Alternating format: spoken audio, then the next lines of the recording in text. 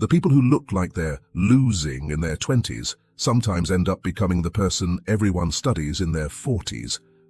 I'm talking about the kind of person who can't fake it for long, the one who can do small talk, but it feels like wearing someone else's jacket.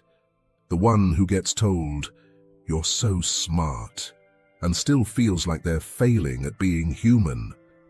They don't move in packs. They don't copy the blueprint. They're the friend who disappears for a while, not because they don't care, but because their inner world is loud and it demands honesty. Maybe this is you.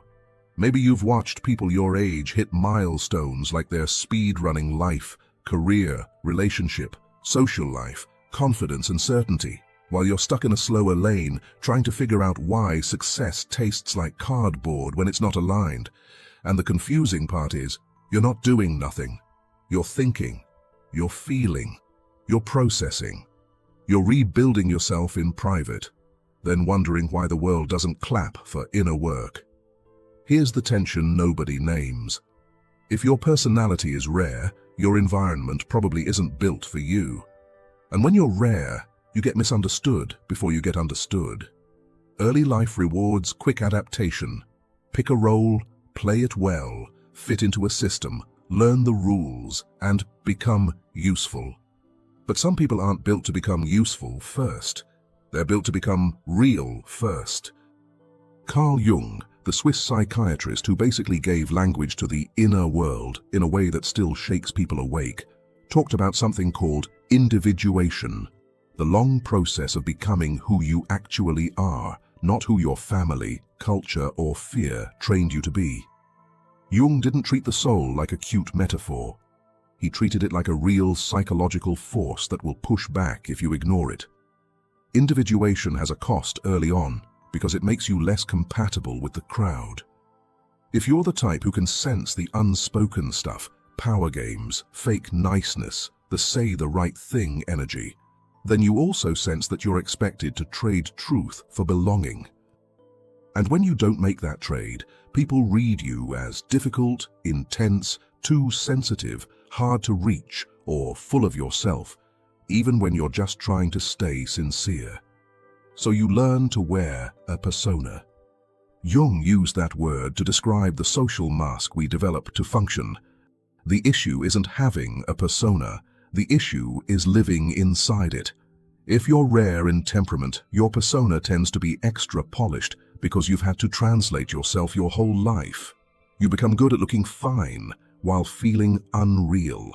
And that can lead to a very specific kind of exhaustion, not burnout from work, but burnout from performing a version of you that doesn't match your insides. And here's the twist that messes with people. Early success can be a trap for the rare type.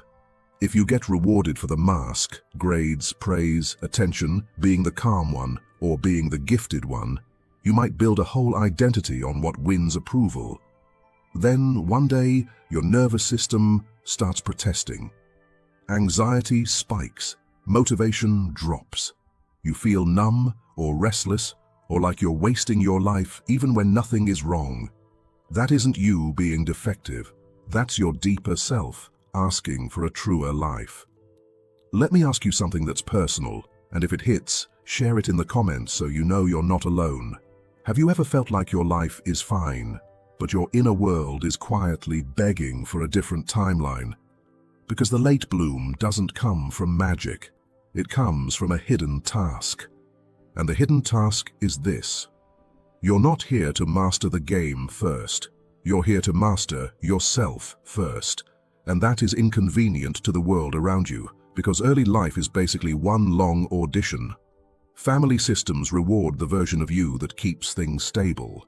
Schools reward the version of you that repeats the right answers. Workplaces reward the version of you that fits the culture. And social circles reward the version of you that keeps things light, smooth, and easy.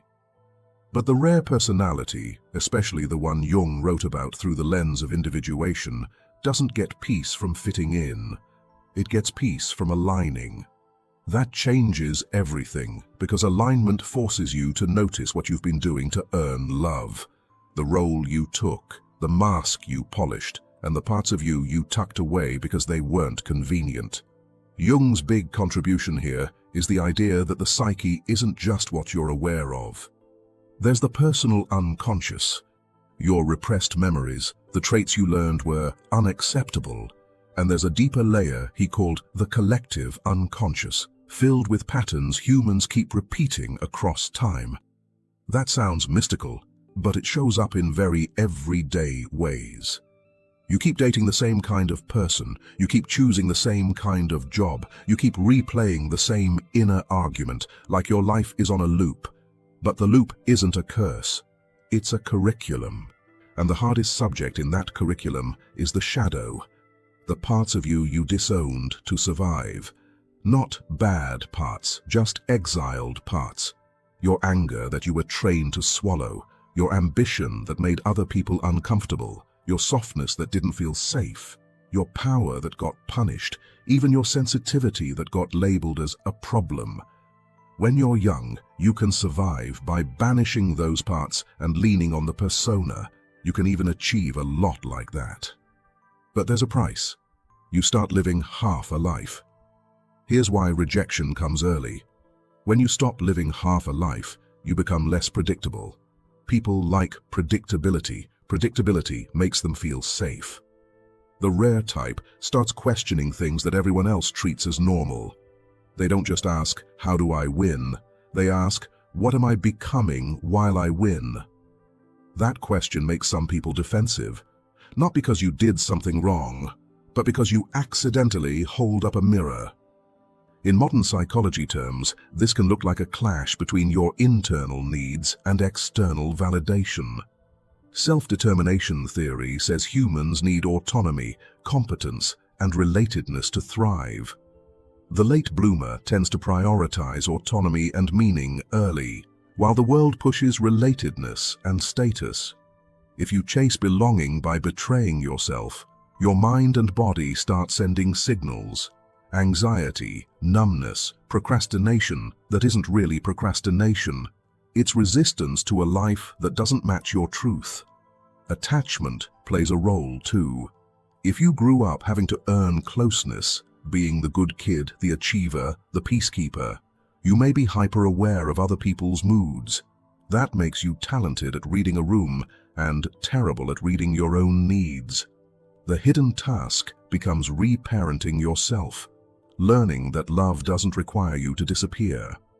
Spiritually, this is the initiation phase.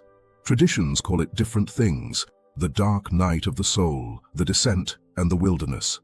It's the season where your old identity stops working, but your new one isn't fully built yet. From the outside, it looks like delay. From the inside, it's construction. Higher consciousness doesn't arrive as permanent bliss. It arrives as honesty. The moment you stop lying to yourself, your life starts rearranging. That rearrangement can cost you certain friends, certain paths, and certain versions of success. And later, it returns something better, a life that feels like yours. So when you spend your early years doing shadow work, whether you call it therapy, healing, spiritual awakening, self-inquiry, or just getting real with yourself, you're building something most people postpone until life forces it. You're building an inner foundation. And foundations don't look impressive while they're being poured. They look slow, like nothing is happening. Meanwhile, someone else is decorating a house with no structure and getting applause for it. But the psyche keeps receipts. Jung's point about individuation is that wholeness creates energy, not hype energy, clean energy. When your inner parts stop fighting each other, when the exiled parts come home, your life stops leaking power through anxiety, people-pleasing, overthinking, and self-betrayal. That reclaimed power shows up as momentum. You become consistent without forcing it. You become decisive without needing everyone's approval. You start choosing from self-respect, not from fear. And that's where the magnetic later thing comes from. People think charisma is confidence. It's not. It's congruence. It's when your words match your eyes, your choices match your values, and your boundaries match your self-worth. You stop performing goodness and start living truth. That frequency is felt. You walk into rooms without begging the room to accept you, and ironically, that's when acceptance shows up. Here's another twist. Early rejection teaches discernment. When you've been misunderstood, you stop chasing crowds. You learn to build your world around quality connections, not quantity validation. You stop needing to be liked by everyone because you've already survived not being liked. That makes you emotionally free. And emotionally free people tend to succeed because they take smarter risks. They create, they innovate, they don't fold every time someone disapproves. So how do you stop wasting years trying to force an early timeline? First, stop using other people's milestones as your measuring tape. That's a recipe for self-hate disguised as motivation. Second, treat your sensitivity like data, not a flaw. If your nervous system rejects a path, listen. Third, build your life around your real energy, not your should energy. The rare type doesn't win by grinding harder, they win by aligning deeper. And here's the practical part. Nobody says out loud, pick one container for your gifts. A craft, a body of work, a practice, a path you can pour yourself into for 2 years without needing instant proof. Your late bloom needs consistency more than intensity. Let it be boring sometimes. Let it be slow.